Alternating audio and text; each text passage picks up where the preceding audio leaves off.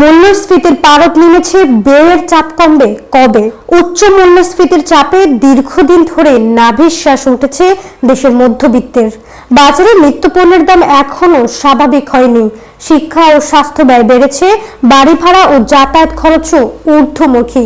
তবে স্বস্তির বিষয় হচ্ছে খাদ্য ও খাদ্য বহির্ভূত পণ্যের দাম কমায় জুলাই মাসে মূল্যস্ফীতির পারদ বেশ খানিকটা নেমেছে।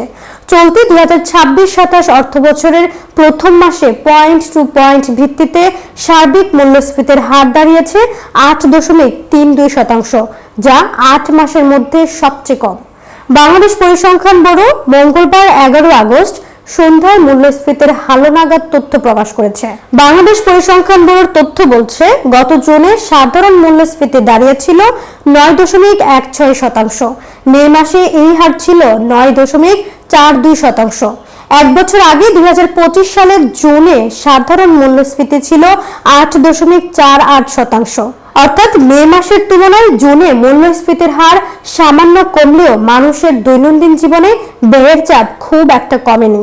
মূল্যস্ফীতি বাড়লে সীমিত ও মধ্যম আয়ের মানুষের কষ্ট বাড়ে। আয় না বাড়লে তাদের সংসার চালানোর খরচ বেড়ে যায়। জ্বালানি তেলের দাম বাড়ায় পণ্য পরিবহনের খরচ বেড়েছে। ফলে বাজারে শাকসবজি, মাছ মাংসের দাম বেড়েছে, চালের দামও বাড়তি। এছাড়া মূল্যস্ফীতির চাপের একটি বড় প্রভাব পড়ছে মধ্যবিত্তের সঞ্চয়ের উপর। আয় ও ব্যয়ের মধ্যে ব্যবধান কমে যাওয়ায় মাস শেষে হাতে থাকা অর্থের পরিমাণ কমছে।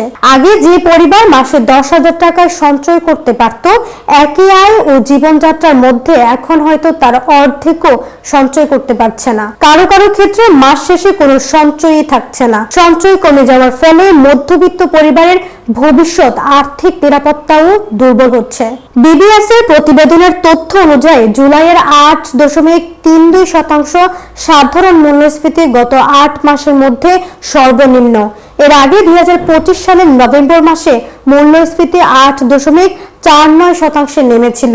গত জুনে মূল্যস্ফীতি ছিল 9.16%। ফলে এক মাসের ব্যবধানে মূল্যস্ফীতি 9% নিচে নেমে এসেছে। মূল্যস্ফীতি কমার ক্ষেত্রে খাদ্য ও খাদ্য বহির্ভূত দুই খাতের দাম বাড়ার হার কমে আসা ভূমিকা রেখেছে। তবে খাদ্য মূল্যস্ফীতিতে 1.44% পয়েন্টের বড় পতন সার্বিক মূল্যস্ফীতি কমাতে সবচেয়ে বেশি প্রভাব ফেলেছে। ফলে দীর্ঘ সময় ধরে উচ্চ মূল্যস্ফীতির চাপে থাকা সাধারণ মানুষের জন্য জুলাইয়ের মূল্যস্ফীতির হার কিছুটা স্বস্তির খবর। অবশ্য খাদ্য বহির্ভূত মূল্যস্ফীতি এখনো 9% উপরে থাকায় মূল্যস্ফীতির চাপ পুরোপুরি কমেনি।